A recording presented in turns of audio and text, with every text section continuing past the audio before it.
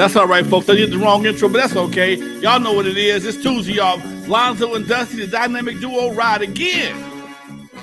About to make it happen, folks. Stick around. We got a hot show for you. Special guest in the house coming up shortly.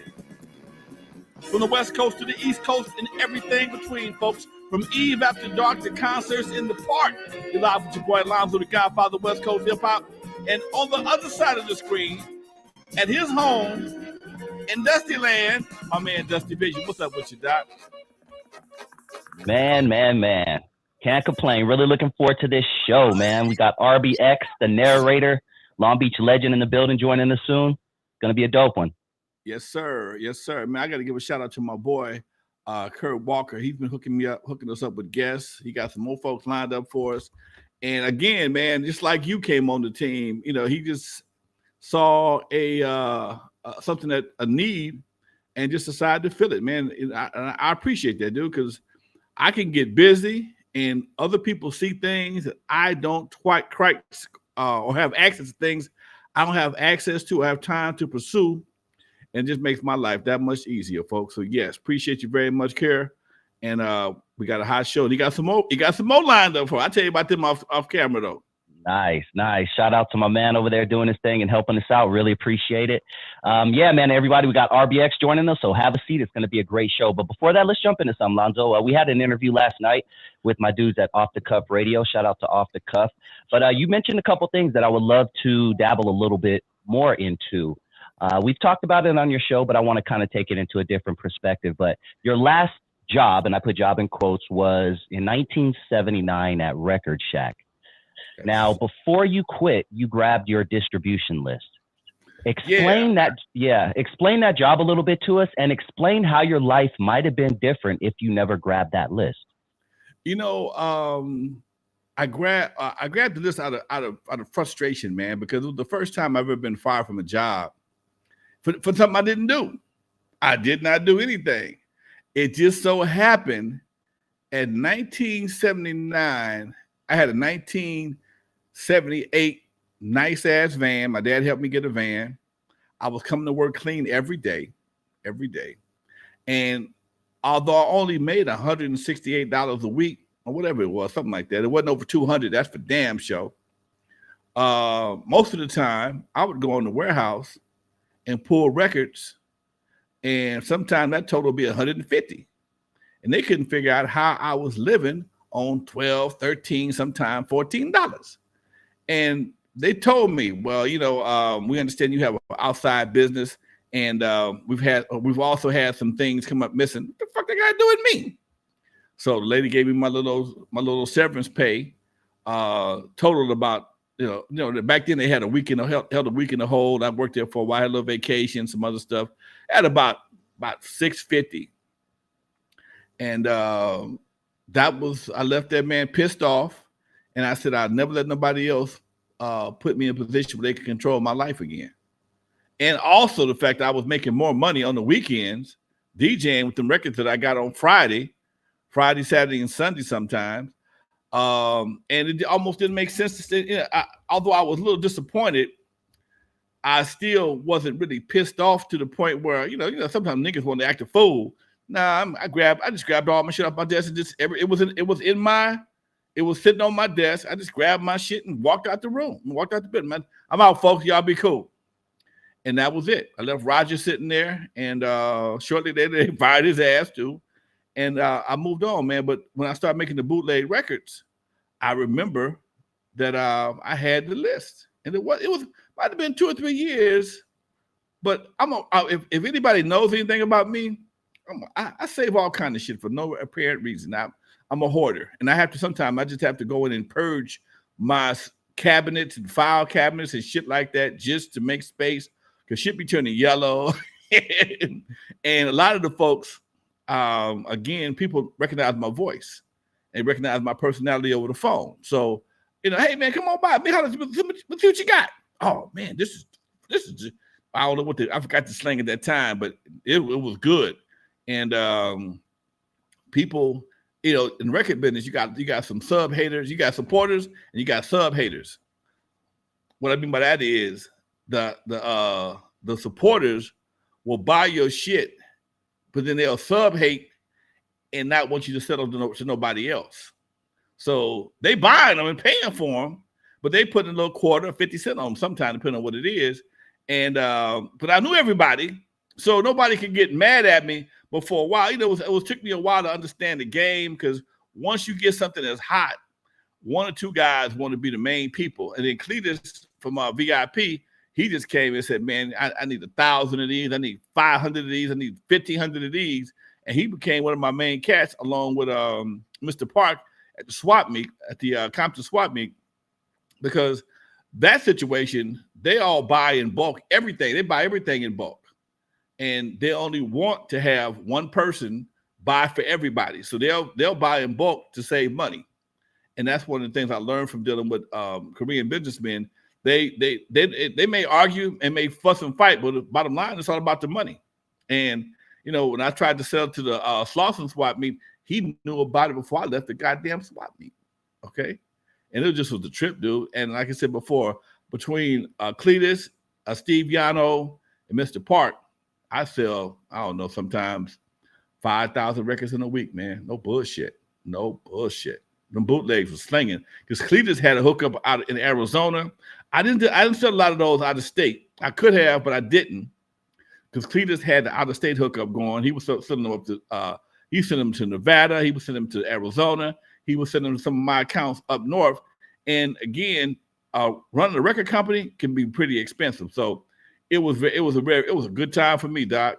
Sometimes I would make so much money before the Eve even opened up. I didn't want to go to the club. I ain't bullshitting. I'd make $6,000, $7,000 on Thursday and Friday. Oh, I gotta sit in the clam club and make some more money. I must have been stupid, but anyway. Tired of making money. I can't wait to have that problem. No bullshit. I've had that happen to me twice in my life. Not really tired of making money, but I had a thing at the casino, Hollywood Park Casino, that was so fucking, oh my God. We hooked up with KGLH, my boy Kevin Nash, and we put together this thing called the Kevin Nash Birthday Bash. And in doing that, it was all over the radio. We'd give away birthday parties with Kevin Nash as the host. And anybody that didn't win a birthday party could buy a birthday party. And my cousin worked at the casino, and people would come see her and give her the money for the party. The party was like $250. And every time somebody came with some money, she wouldn't hold it. She called me immediately. I got some money for you. I go to the casino and get it. And sometimes she would do this shit 3 or 4 times in a day. And by the 4th time, like, damn, I got to go pick up some goddamn money. I'm like, what the fuck is wrong with me? That's hilarious, dog. I wish I missed them phone calls, Doc. Yeah, I was frustrated picking up money. Go ahead. Damn. Well, we can't continue without giving a shout out and a rest in peace to a legend in the Miami bass game. And not only that, they originated out here on the West Coast. A lot of people think that they originated in Miami, but they're from the West Coast. R.I.P. to Brother Marquise of 2 Live Crew. Lost at 58 years old, man. Such a young age, dude. You're past 58. I'll be there in about 10 years. Talk to us about not necessarily Brother Marquise, but talk to us about 2 Live Crew, because I know you guys crossed paths, with Macola and things like that back in the day. What do you remember about them? When 2 Live Crew was in San Bernardino, they had a record called MFSB. And it stood for motherfucking son of a bitch. And Don was freaking out. Don McMillan, who ran Macola Records, was freaking out. They got a record called Motherfucking Son of a Bitch. Then they flipped it up to Mother, Father, Sister, Brother. Okay. And he was so relieved. And then they only did maybe 1 or 2 records at Macola. And then they went on their super X-rated vibe, and it was gone after that. I didn't see him no more. I may have bumped into him a couple times on the road, but by that time they had so much security around, we couldn't get to him. But yeah, that was real shit. They came out of San Bernardino. I don't even think Luke was with them then. It was just the 3 of the guys. Luke wasn't there yet. No. Yeah, you're right. Yep. What do you remember about the time when they were going through all of the censorship? Because they were one of the groups that paved the way for what we can say today, along with people like N.W.A. and things like that. But they were getting arrested at their shows. People were getting arrested for selling their tapes in their stores. What do you remember about that specific time? You know what? That was a time, it was a much different time in America. It was a much different time in the record industry. And at that time, you could get arrested for playing an X-rated record in front of a minor. You could get arrested for that shit. They had what they call, and I spoke about it before on the show a couple of times before, contributing to the delinquency of a minor. Okay, I got rolled up for it a couple of times. I mean, I got sweated for it. Never had a real issue behind it, but I got sweated by a cop a couple of times behind that shit. And that was a very real situation because you could not just do anything in and around kids and not going for it. And back then, records like that was bought behind the curtain, behind the counter, or you'd ask for it. You might have to show ID to get it. And they had just the same. They treated them just like pornos back in the day. Pornos and party records. That's what they called them. Blue records were always in a special part of the store that was monitored by the store manager or the store owner to make sure kids didn't have access to it. That's something I grew up on. So the shit I'm seeing nowadays, a whole bunch of folks should be getting arrested based on that theory. But at some point in time, people stopped giving a damn. Yeah, they were definitely legends in the censorship game. Before we move on, we got about 3 or 4 minutes till we bring on the narrator, RBX legend. I can't wait to talk to this gentleman. But I want to talk about Easy Street because that was brought up as well in the interview that we did yesterday. We brought it up briefly, but not one fight, Lonzo, not one skirmish. There were gangs from different sets, Asian, black, white, everything in between. Not one, disagreement. If there was, they hit it very well. What do you think? Do you think all the sets had some sort of agreement, or do you think Eazy just had that much love in the streets? I think it was a little bit of both. I think more so he had a lot of love in the streets. Eazy, although he was from Kelly Park, he didn't really hate on nobody like that. I mean, he had just as many he had essays. He had the Kid Frost on the label. He had Blood of Abraham. That was a Jewish group. He had Above the Law. They were from Pomona. I think they might have been from the Red Team. I'm not sure. Somebody correct me if I'm wrong. And it was about the music for him. He essays. I met with a buddy of mine yesterday, Latino brother yesterday. We was hanging out and we were talking about how I told him I can count the times I played for an all black crowd. And it wasn't in California. Most of the time the record crew at the stage, it's like N.W.A. and Eazy-E, because he had he had a Vato vibe to him. Think about how he dressed. He dressed like a black Vato, okay? With the oversized Steve, shout out. Yeah, much love. I see you, Steve. Yeah, so he had a real unique vibe about him that was universal, that nobody else has ever tried to emulate. And he showed his love for both sides of the fence, all sides of the tracks. Yeah, the Latinos definitely loved Eazy, man. How we looking? Is RBX on the line yet, or should we just keep on going? Not yet. Keep on going for a minute. I told him about 6:15. He should be in any minute. I'm gonna text him, let him know we're ready for him. Perfect. But yeah, guys, it was really interesting that when I did that thing, I was telling you, I was at the restaurant. Me and my partner was sitting there kicking it, and the brother walked up to me and gave me a big old dap. Man, Lonzo, that was a great event, man. Much love for Eazy. Woo, woo, woo, woo. And he said, man, you know what? The event was so smooth. I saw the nigga that shot me, and I gave the nigga dap and took a picture with him. I said, huh? He said, yeah, man, I saw the nigga that shot me, and I didn't even trip. I know I could have tripped, but I didn't trip. I went on holiday for a minute, and we took a picture together, man. And that right there says a whole lot. Yep. Police was asking me, how in the hell did you get all these arch enemies together under this one umbrella? I said, man, sometimes it ain't who does it, it's what's it for. They can do it. Everybody ain't mad at these, and here's the next thing. Usually when there is an issue, it's usually what I call the igniter. one guy or girl is usually the igniter. Okay. There's always somebody to kick that spark off, to kick it off. And if that person is not there, everybody else is pretty much cool. Okay. I've experienced it in the club several times. If certain people within the venue, 9 times out of 10, it was going to be a problem. And if he started, if he tried to get things started, if you could chill his ass out, everything would be cool. Not that he's a leader. He's just one of them cats that gets everybody else riled up. Okay. I've seen women turn some of the smaller situations into I've seen women turn a brush fire into a forest fire just on keeping, just won't let it go. Just won't let it go. Just won't let it go. That's you got 20 motherfuckers fighting. Real talk. Yep, that's facts, dude.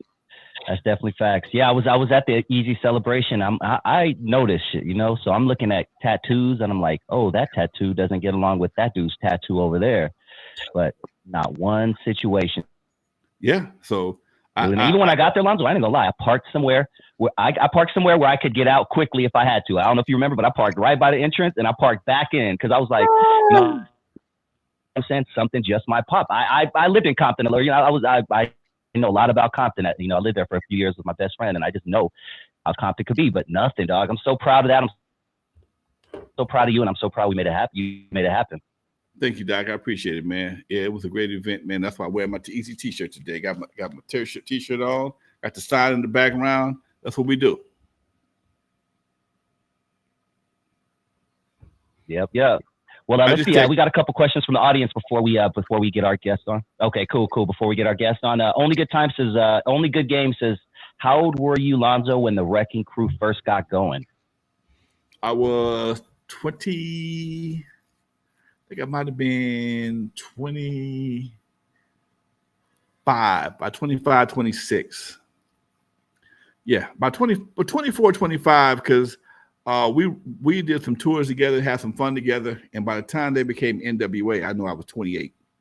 I just bought my house. I just bought my house where I'm at. I bought my second house when I was 28, and that's when we were still touring at 28.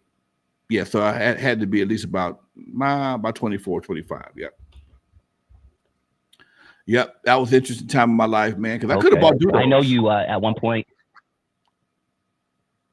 Huh? What? I could have bought doodles. I mean, and that was... You could have bought doodles? I could have bought doodles. I could have bought doodles. If I understood finance better, I could have bought doodles. Because I had the money for the down payment, but I thought I had to pay off. He was going to sell it to me for $200,000. Okay, my house cost $125,000, and I was going to live at doodles. You ever see that TV show called Dan Tanner? This old detective. He lived in his like a warehouse. I was going to put a Dan Tanner. I was going to put a Dan Tanner. I was going to live in, because he had a 2-bedroom apartment. He had a 2-bedroom and a studio apartment in the building. So I was just going to live in that. So I'm going to park my car in the back and give dances and events to pay the mortgage. He already had established business. People was booking the room all the time. So all I had to do was just keep on doing what he was doing in between what I'm doing myself. So I could have been winning, but I didn't understand finance well enough to think that I'd have to give up all my money to do it. And I didn't want to get broke doing it. And to buy the house, I only had to give up $20,000, and shit, the house, worked out even better for me. But I tell you what, doodles ended up selling for like $900,000 when they sold it. So it is what it is. Damn, that'd have been 700. But hey, it is what it is, man. Things could have been different. Did you have aspirations of being a performer when you were a kid? I know you went through your phase where you wanted to be, Black Power, then you wanted to be a pimp like Isaac Hayes. But did you ever want to be a performer? Yes. When you were like 10, 11, 12, yes, singing in the mirror? Yes. Or was that just the spur of the moment thing when Run DMC broke your mic? No, I've always wanted to do something, man. I remember me and my partners used to be in the backyard. I bought me a bass guitar, got me a blowout, and we be doing all the Jackson 5 moves, man. All that shit. And I couldn't play the bass. I had bass lessons, never got good enough to play it on a record and like that, but that was something I always aspired to do. I was always in plays at school. I was always in dance groups at school. I've always been a stage type of kid. I never was a leading person, but I was always in the top 5 active people on stage. I always had, major parts. And I had theater at Centennial. I had theater at El Camino College, but I also had 2 types of theater. I had acting classes, and I also had lighting classes and stage building classes. In case this shit behind the camera, in front of the camera don't work, I go get me a hammer and a saw and go back to work behind the stage. So that I've always had that kind of dual career situation. I've always had a backup plan. I've always had a backup plan. But yes, I've always had a knack for entertaining. I just didn't know what I could do, and rap was right up my alley. I ain't got to carry a note. Shit, give me this microphone. And that's real talk. And again, technology changed the game so much, man, because if it wasn't for technology going digital in the 80s like it did, we still couldn't be able to play. I mean, that was our entry level. Drum machines, sequencers, and shit like that made it possible. But that's made it possible. But today's the computer just makes it ridiculous, because you got people that don't even try to do anything sonically correct. They just do it because they feel good. They high, sound good to me. They got an easy way to get it on the internet, and it's no gatekeepers. And sometimes you need to filter out some of this bullshit. But that's another subject. Mm-hmm. Yeah, you said it before. Back then, if you wanted to make music, you had to have money. Nowadays, you can have $100, buy yourself a little setup, and you're good to go. You know what I'm saying? But back then, shit, just to cut a record was $2,500 or something like that. $2,500. And that's just to cut the record. You ain't pressed nothing up. You ain't did no labels, no jackets, no processor. That's just to cut it. $2,500. So if you ain't got $3,500 to just piss off the window, come on, man. There's a whole bunch of records that Makola did not make it. That's what took him out of business, because he was putting up all the money for all the post production. Once the record came to Makola, he didn't care what it was. He didn't know no way. We called him 10-ear Don. He had 10 ears. He couldn't hear shit. He had no rhythm. He didn't know nothing. So anything that came out, he would put it out. And to put a record out after you leave the studio cost you about $600.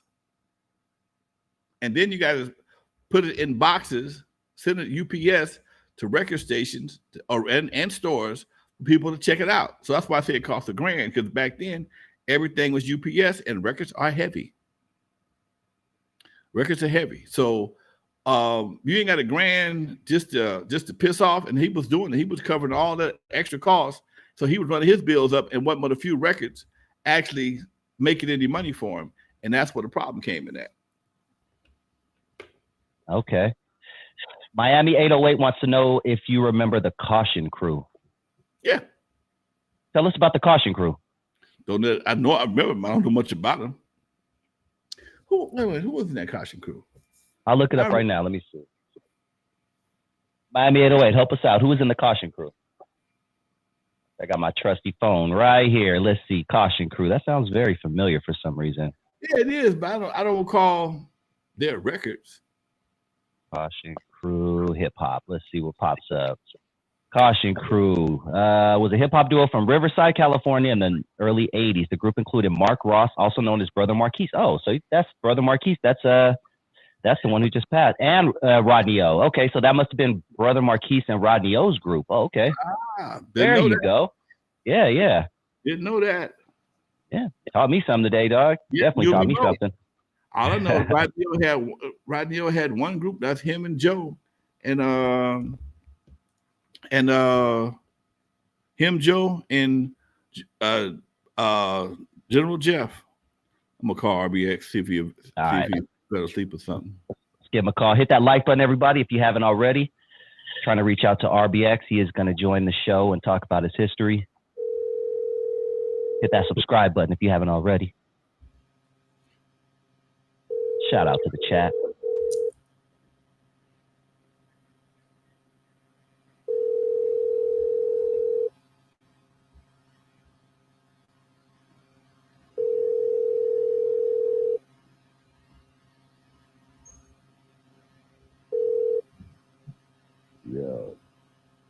You hear? X. Is this the voicemail? Got him. RBX. Yeah, heard. I did too. That was definitely his voice. Yo, he has one of those voices. You only need to hear one word and you know it's him. Yeah, it's deep as Barry White, and I think that might have been his voicemail, man. Yeah, he'll call back then. Hopefully, I'm sure he. I hit him already. Okay. Yeah, probably taking a little power nap or something. Okay, we'll hit it back. All right, folks. Yeah. Shit, we got it. Talk to me. Okay, yeah. All right, so that was the caution cry. Only Good Game says, I don't know if I asked you this, but when was the last show Dr. Dre attended with the Wrecking Crew? Woo, man. About 85, 86. 85, 86, right before we broke up. We broke up in 86. And it might have been, I don't know, man. That's a good question, dude. Because we had slowed down a lot, dude. I mean, that was the biggest drawback from being signed to Sony. Our shit started drying up around the end. Everybody was frustrated. We wasn't making no money. Our cherry curls got dry. Beepers got turned off. It was horrible. It was a rough time, Doc. It was a rough time. I think we did a couple of shows, and we didn't make no whole lot of money. We did an appearance. I think we got like $500 doing an appearance. But no, at the end, it was kind of rough, dude, because the phone stopped ringing, and that's what made me do turn off the lights, because I knew if we hit them another ballot, we can go back to work. Because one thing about Juice and Surgery, they were good club records. They played them on the radio in the mix. They weren't in a heavy rotation. Lovers was heavy rotation. And Lovers was the one that got the phone ringing. It kept people booking us. That was the one that we closed the show with. And because then we had Cabbage Patch. Cabbage Patch did good, but again, it didn't get the phone ringing like the slow songs did. And that's why I made the decision to do another ballad, and it worked out. But by that time, we wasn't doing that, man. I couldn't tell you, dude. I couldn't tell you. Okay. I couldn't tell you. It was a dark time in Lonzo land. That's for damn sure. Now, Cabbage Patch was a big dance back in the day. Is that why you guys did it, or was it is because of the dance? Yeah, did that song. You know, I realized a long time ago, you ain't got to invent it. Well, you ain't got to reinvent it. Well, just put some rims on it. You know, the Cabbage Patch was a dance that was already out. We knew how to do it. We just made a song to go along with the dance. You know, made sense to me, and it worked. You know, gave people a reason to play the song, and it worked for us. You know, House Calls. It was a good. House Calls was one of my favorite songs, but never took off. Right, radio wise, clubs loved it, but it never took off. And Must Be the Music on that same EP, that was one of Dre's favorite songs. That I forgot who did the original version, but when we did it, it was funny.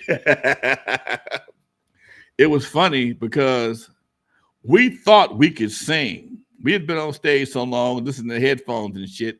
We thought we could sing. So we get in the studio, we didn't got the track laid, and could nobody sing that simple ass part. So we had to bring another brother in to sing that part. And I don't know who that dude is right to this day. I couldn't find that guy. I've never seen him again. I gave him like $50 to sing that part. What's that? Mirrored balls and I'm just a DJ, baby, mixing for you. I will not stop until that club. I don't know who that. I can't tell you that guy is right to this day. But Dre wanted to put a rap on it, and that's what we did. But it was a good song. It got us some. That got us a lot of Latino love. Some more Latino love. Just that particular song, because the original song was a big hit in the Latino community. Yep. Okay. Yeah, I like these conversations. All right, so what song on the that you recorded going in, did you think, all right, man, this is going to be the hit, this is going to be the one, and it didn't necessarily hit, and vice versa? What song surprised you that it was a hit, or Never you know, had- one of the favorites? The only song that really I knew was going to be a hit was "Turn Off the Lights." That was the first one that I got that chill on. Every once in a while, when I do something really, really good, or get something that I feel good about, I get a little chill and say, that's one right there. If I get that chill, and "Turn Off the Lights" was the one I got that chill. A couple of albums, a couple of songs on our Wrapped in Romance I liked a lot. And one of those was BS was one of my favorites. And then He's Bionic, and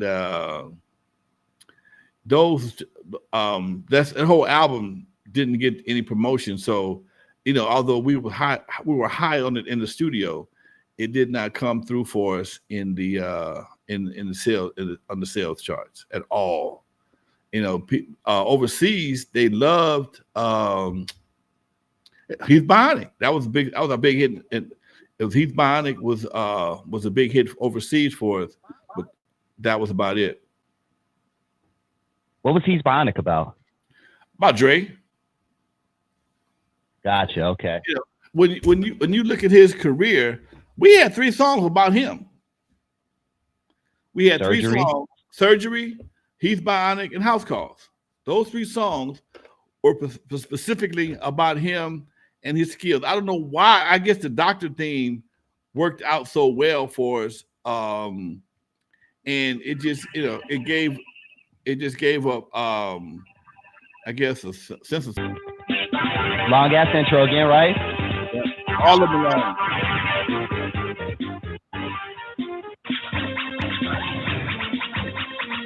So that's Dre on the scratches right there, I'm assuming, right?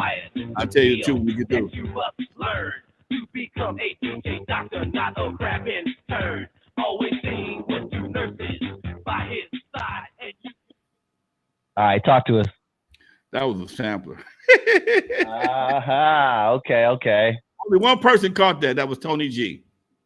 Ah. Only person that is not a scratch. That's a sample, because we just got sampled a scratch and just played it like that and made it bigger than what it was. But again, it's 35, 40 years now. We can tell the truth. Yeah, it was a sample. It was just a sample that we played with. Yep. What made you guys put make 3 songs about Dre? Because is it because the DJ was the main guy at one point and it wasn't really about the MCs? Kind of, sort of, and we didn't have a major MC per se. And his doctor theme was something that we could sink our teeth into.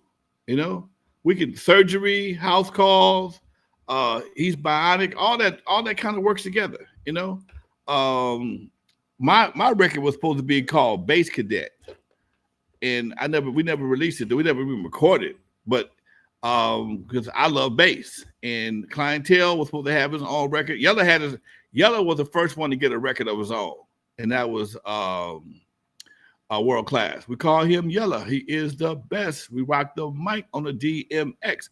That was record. And my plan was to make a record for everybody. And after we did World Class and Surgery, we moved on to the ballad, and everybody got a part in that ballad, which was Lovers, and that kind of sufficed at that time. And then we got picked up by CBS, and my plans changed. On a song like Lovers, how did you determine who went in what order? I always do the anchor. I'm always the last one. We gave Dre the opening, because again, that Dre situation put you into Surgery, and the other 2, man, Yella was always, he was kind of the Yella don't have that many lines in all the records we've ever done. He don't have that many lines, and he just always came in third, and I would close out the show. So Dre, Clientele, or Dre and Shakespeare would always open it up, and then I'd always be the closer. Okay. You know, Dre is always seen as one of the greatest producers of all time, as he should be. And even back then, he was seen as one of the best DJs out of LA. But we can't forget about Yella. What were some of the things that Yella could do, but Dre couldn't do? Like, what were some of Yella's strengths that Dre wasn't necessarily able to do? Dre is a great show DJ. He can scratch and mix his ass off. He can't carry a party though. You put him on for an hour, he's gonna get stuck. He never took time to learn how to program. He says he does, but I don't remember. We always had to tap him on it. Somebody had to tap out with him. Yella could play for 3-4 hours. Yella learned how to program, and that was the big thing about Eve, because you playing 2 hours. You're playing for 2 hours. Dre would come on and do his mixes and his other stuff. He had a few records that he would play, but he never. I don't recall Dre doing no full shift. It was either Yella did most of the DJing. After I stopped DJing and started being more of an executive, because originally I had the prime slot at Eve After Dark. That was what I did. I've been doing it forever. Unknown came in. Yella, Dr. Rock came in. A couple other guys. We tried to put them in the mix, but they didn't do shit. RBX called me right now. Hold on there. All right. RBX. What up? Can you get in on the video, or you want to do the audio? No, I'm gonna do the video shit right now. My bad. I was downstairs talking to Picture Man, working on some music. All right, we're waiting on you. All right, cool. Okay. All right. Peace. Are we able to go past 7 o'clock, or what do you think? We'll I'm see. down. I'm available. I'm free okay. too. Okay. Yeah, we'll see, because we definitely got to dig into RBX's history. Yeah, he's about to join us in a couple minutes, guys. Before he joins us, I'm going to ask you guys really quick to hit that like button once again if you haven't already. And if this is your first time joining the channel and you like what you hear, or you like what you're about to hear, please hit that subscribe button. You are tuned into N.W.A. Stories with Lonzo, where we give you the true West Coast hip hop history, because we can't let them tell our history. We got to let the man who was right there, making it and chopping down trees and building bridges and things like that. We gotta hear it from him, the horse's mouth, Alonzo Williams. So do your Google search, and shout out to the chat, man. RBX is about to be joining us any minute now. There you go, right there. RBX, the narrator. There he is. What's up with you, baby? Oh man, moving and grooving, a whole bunch going on at one time, all of a sudden. So I'm trying to catch up. You did? Glad to have you in the spot. Receiver, got to be on your toes. What's good, John? Oh man, we just doing what we do. Try to do a Tuesday afternoon show, drop a little history on these folks, making them feel us. That's all. Just making them feel us. Right. So we back out here with the thing, and I went and did some stuff with Snoopy. I guess it's the We All We Got project. And me, Daz, Snoop, Lady of Rage, Corrupt the Kingpin. Yeah, you dig? So that's back popping. And we kind of got that authentic sound going on. And, we always been West Riders. So we liking the way the West is moving right now. And we just going to get in where we fit in. We ain't trying to be no Humphrey Bogart, but we just want to live up to our legacy and what we put down. Much love, yes, much love. Sir. I got a question for you. Mm-hmm. You almost signed the Ruthless back in the day. What stopped you from doing that? Easy passing. Oh, okay. Wow. How'd that come about, man? How did he even, come about wanting to sign you and all that? Okay, so I don't know how Eazy found out. He was kind of miraculous on some things. And he had been doing his demographics and research on some things. I think he kind of figured out. He was like, well, I know you're not meshing well over there with Sugar Bear and the Death Row, yada yada. And he said, I'm not exactly wondering how the thing with you and Aftermath is gonna work out. So one day I was leaving Aftermath, and I get a big old like 600 Benz. At the time we was in our little 320s and whatnot. We dipping, but a 600 was like, that's a big old boat. Who in this big old boat following me? So he followed me out. He followed me down Ventura Boulevard. Woo, woo, woo, wow, woo. Now I done had tails before, so I know how the routine go. So I pull up at the Chevron. I go in the trunk, and just before I grab that thing to go holler and see what the business was, he rolled the window down. RBX, don't. What's up? I said, what up, E? He said, don't shoot. I said, man, why you following me? He said, I just wanted to see how I knew you was going to trip. I just knew you was going to trip. Anyway, we got to talking, and he was like, man, listen, I need you to come to Ruthless. I don't know how it's going to work out with you and Aftermath. You ain't dropped nothing. So if it ain't going to work out with you and Dr. Dre, you need to come to Ruthless, and I got $1 million for you. Holler at me in about 15 days. So I just went to the house and kicked back, and you know, I was just falling back because I wasn't trying to be all in his face. And they were, I was talking to some folks. They was like, "Well, easy, busy. He's doing this, he's doing that." And then I'm ironing my khaki suit one day while the news was on, and they talking about Eazy in the hospital and yada yada. I'm like, these fools always talking. I don't know what the hell they talk about. Just talking. Wow. And then the shit was real, and I started seeing a bunch of people pulling up at the hospital, man. I just sat on the edge of my bed with the TV and smoked me one. It was like, this is bullshit. Now, what you just said verifies what I said a long time ago. He did not look sick within the month before he passed. Man, he didn't. I could, buddy.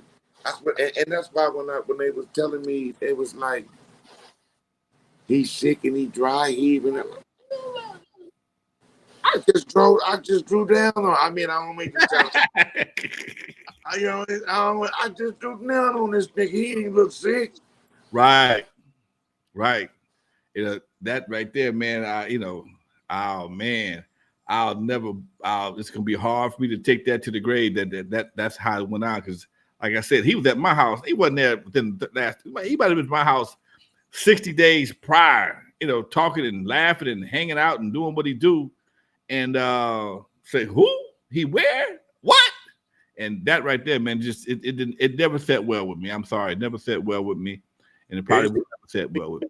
I really was thinking, like, these people really need to stop. And when I say you do your paparazzi things, but when you start putting death on people, I start feeling some kind of way. So when they said he had passed, I'm like, where are they getting this crap from? So I was really feeling some kind of way. So like you as well, I'm sitting there staring at my TV and I'm thinking, I call a couple of homies and yada yada. They was like, yo, actually, yeah, man. Yeah, it is what it is. I just talked to some official folks, and yeah, I think I talked to Shorty from the Lynch Mob, rest in peace. And Shorty was like, man, I'm gonna ride down there on some who bang. Like, I don't like the way that went down and yada yada. So yeah. So long story short, if all would have went just beautiful, I probably would have been over there Ruthless with Bone Thug. Damn, I would have loved to hear that song. Damn. I'm sitting there looking at the chat room. Matter of fact, me and Crazy got one on the new Hibernation Shiver album. Okay. Shout out Crazy. He was on our show a couple years back. Yeah, hopefully he's back to good health. He's back to good health? Huh? Yeah. He's back to good health, yeah. Yeah, he 100. Shout out to the whole entire gang. Bone Thug and Harmony. Boom. You know how that go. Yeah, I got man. a question for you, Doc. I'm looking at the chat room right now, and they saying, has RBX, DMX, and Exhibit ever done a show together? That's no, we was about to. I hit Exhibit up. Exhibit was like, okay. We was actually going to do a joint called Triple X. It was going to be the Triple X theory. Okay. But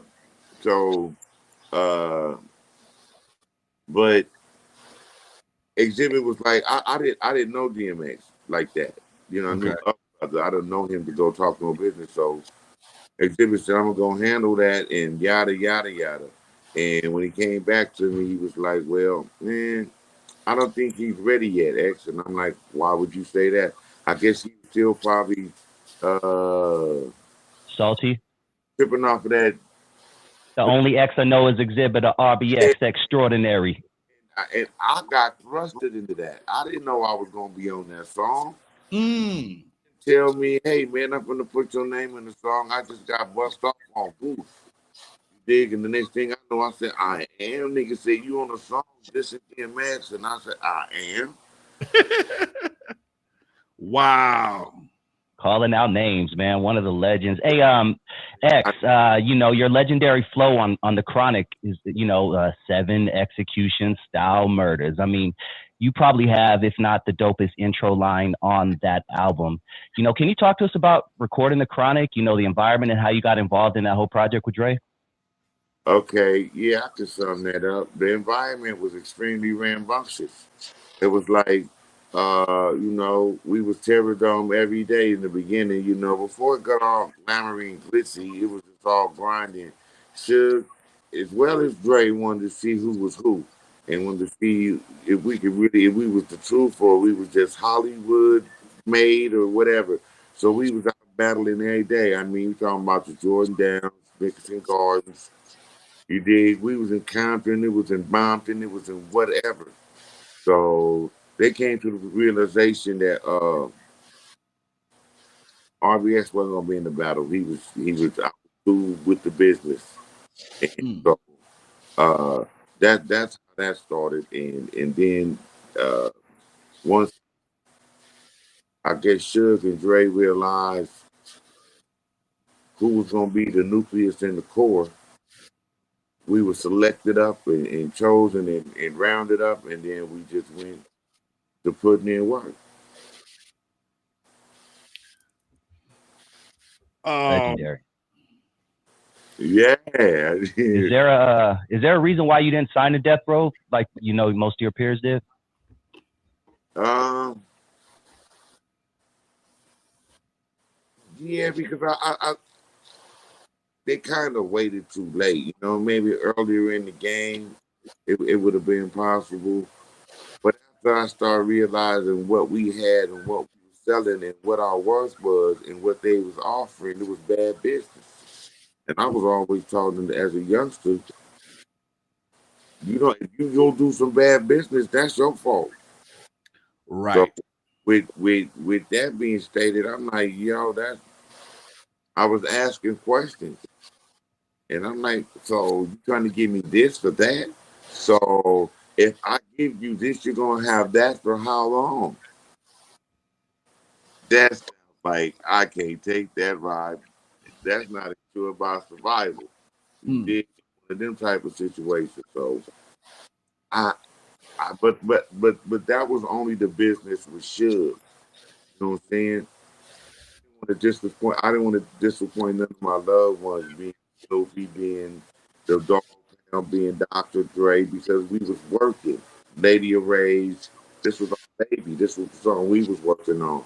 Just the fact that got a little issue with Suge and he trying to boss up and yada yada. I'm not gonna let that. I'm gonna let the love overtake the hate. Stay working. I'm gonna doing what I gotta do for my loved ones, regardless to what business me and old dude got going. And that's why I didn't sign because I'm like, yeah, I don't need to sign that. I ain't trying to be all in the video dancing on me. I don't want a record deal. I don't care about none of that. All I care about is getting that work done so my folks can go do what they do. And I did that, so I got on. Okay. That's what's up. Man. I'm not man. Go ahead, Dusty. And Yeah, man. Go ahead. What'd you say, X? I said, and I kept my publishing. There you go. How did you do? Yeah, okay. How'd you do that? By not signing, obviously, right? Right and left. Okay. Nigga, you fall back. Out of here, nigga. It's East Side Long Beach. You can't have mine, homie. Hey, can you tell us about growing up in Long Beach, man? You know, back in the day, dude, you from the East Side. I grew up on 326 East 21st Street, Apartment 4. That was my first address. So I'm very familiar with the Chubby's Burgers and the whole area right there. But talk to us about RBX growing up in Long Beach back in the day, man. Okay, so I believe Monson came out here back in the 60s. I can't get the date right, but Monson's are going up. They moved to Long Beach. Everybody came from Mississippi, moved to Long Beach. The whole tribe came. You know, aunties, my aunt died. That's Snoopy grandmama, my cousin Beverly, Snoopy mama, my mama Emma May, the whole little gang, Linda Faye, you dig, and they all came out here and they settled in. Went to Poly. I was born at Memorial Hospital, and I was raised up. Yada. In the time, I guess, of the time when it was government cheese. Well, I remember Right. that. Yeah, I remember the whole thing. You know, Living Word Mission. When we was kids, we used to go to the church and get free hot dogs and cookies and orange juice. So we grew up like that. You know, the twins was there from the jump. As we grow older, you know, we playing football in the street and we started to get our skills together. Gang banging came around. Everybody thought they was tough. Then I realized I wanted to do more than shoot at everybody. So I go to get myself back on the right track, get at Poly, get on the football field, get scholarships, pull back up on the homies. They kicked me off the turf. We heard you pretty good in football. You finna get a scholarship. You can't come over here. So, now I'm stuck on the That's football. what's up. You don't see that nowadays. That's what's up. So now I'm stuck on the football field because the homies will not deal with me. They won't let me hit the weed or nothing. No, that nigga can't hit the weed, cuz. You know, so I said, okay, something to make the homies proud, my mama, everybody proud. I just focus on the football, end up going to UNLV, woo, wah, wah, woo. End up running in the SUGE. Oh, And the rest is fucking history, Jack. no shit.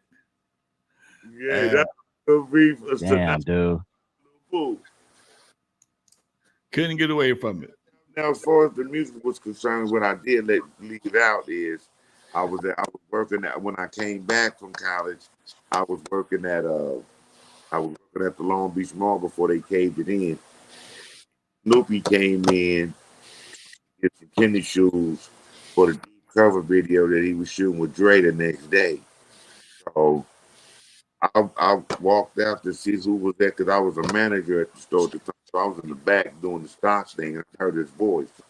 So I went out there to see what was going on. He was like, X, man, Dr. Graydon hooked me up. We doing a song tomorrow. I said, you doing a song with Dre? Major. You dig? That's not like every day. I said, okay, what kind of song y'all doing? He said, we doing deep cover. Matter of fact, I need a ride out there.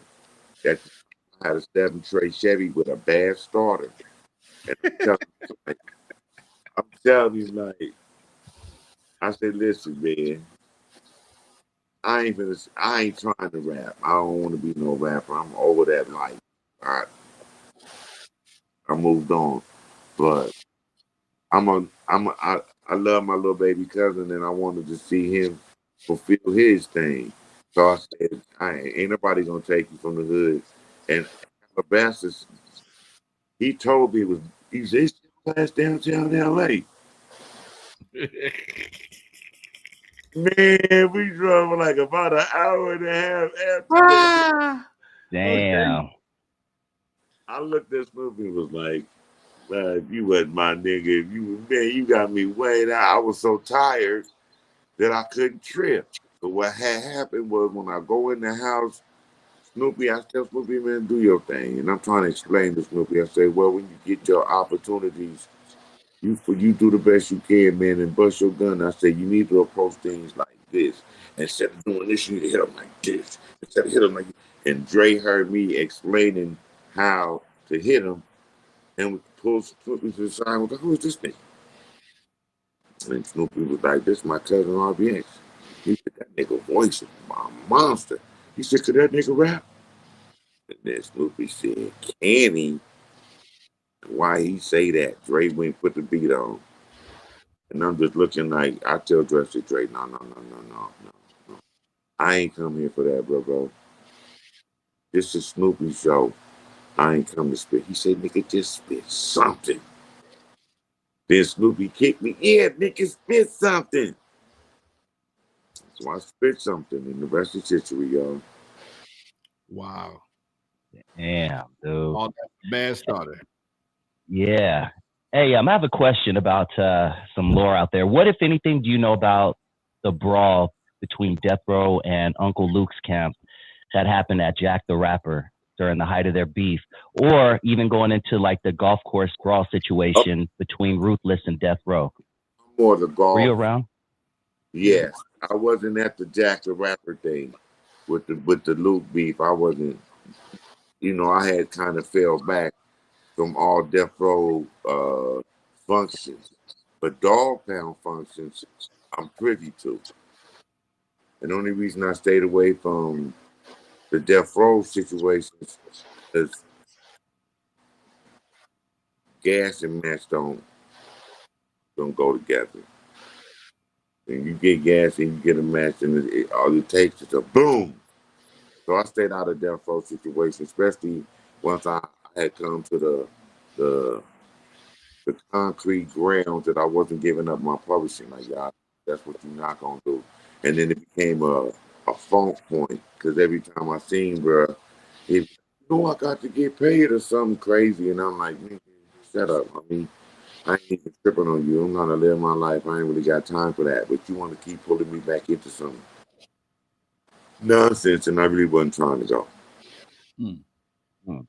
Okay, well, Man, what you got, sense. Lons? I don't have nothing. I'm just I got you. Shit, I got you. I got plenty of questions. Go for it, Rod. We got about 2 more minutes. Because we got to wrap up at 7 o'clock on the hard stop. Oh, we do. Okay.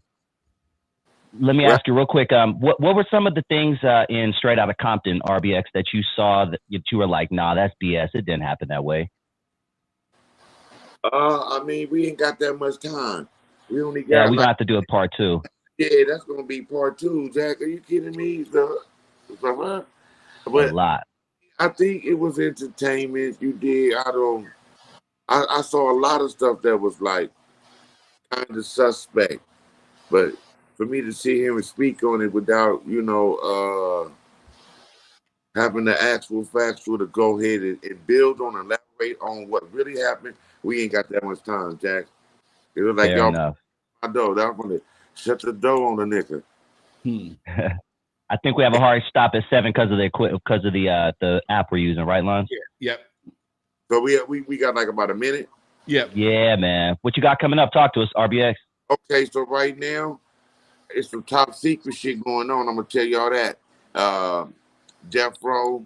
I can't spill the beans because then I'm gonna get a call from Snoopy and the affiliates like, nigga, you talk too much. So I'm just gonna hold that. But the We All We Got popping. The Hibernation Shiv is popping. The new single Certified on Spotify popping. We got a bunch of new other little tidbits and whatnots just dropping. So we fully active. Pardon me, y'all. We fully active. West Coast up. West Coast up, baby. Yes, sir. Thank you, my man. It's a pleasure. Thank you so much. What's love? I got you for part 2, baby. I got you for part 2. Okay. All right. Holla back. Peace. All right, folks. Another one. Hit him with that ending, Lonzo. Thank you, everybody. All right. For those who never heard of me, I'm the first one to put Dr. Dre in the surgery, stuck Ice Cube in the freezer until it got cold. On the eve after dark, 50-yard line Super Bowl. In the movie Straight Outta Compton, they played me like a hater of rap. Don't believe that Hollywood bullshit, because it was all cap. My history goes deeper than you will ever know. Just remember that N.W.A. stands for Not Without Alonzo. We out of here, folks. Peace.